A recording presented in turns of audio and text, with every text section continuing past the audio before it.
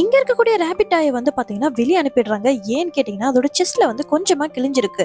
So இதை வந்து ready பண்ணோம் அப்படின்றதுக்காக அது அப்படியே சிட்டிக்குள்ள வந்து போகுது. ஸோ இதுக்காக வந்து பாத்தீங்கன்னா அங்க ஒரு டைலரையும் அது பார்க்க போகுது.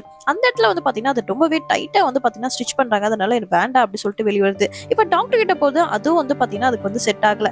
கடைசியா என்ன பண்ணலாம் அப்படின்னு யோசிச்சுட்டு போகும்போது பாத்தீங்கன்னா ஒரு மெக்கானிக் ஷாப் போது அங்க வந்து பாத்தீங்கன்னா ஒரு குருவியோட சேர்த்து வந்து பாத்தீங்கன்னா இதோட ஃபிக்ஸ் பண்ணிடுறாங்க. இதெல்லாம் வேலைக்காவது சொல்லிட்டு இன்னொரு ஷாப்புக்கு போகும்போது பாத்தீங்கன்னா அந்த இடத்துல மீட்டை கட் பண்ற மாதிரி எல்லாம் கட் பண்ணிட்டு இருக்காங்க. இதை பார்த்தோன்னே அதுக்கு ரொம்பவே பயமாடுது. அந்த சமயத்துல வந்து பாத்தீங்கன்னா ரோட்ல வந்து ஏதோ ஒரு நூல் மாதிரி இருக்கிற ஒரு விஷயத்த வந்து பாக்குது.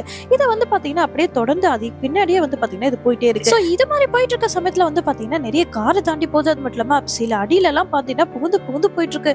ஒரு கட்டத்துக்கு மேல அந்த நூல் வந்து பாத்தீங்கன்னா தொடர்ந்து போயிட்டே இருக்கு. எங்கதான் இது முடியுது அப்படின்னு பார்த்தா ஒரு ஸ்ட்ரீட்டோட எண்டுல வந்து அது முடியுது.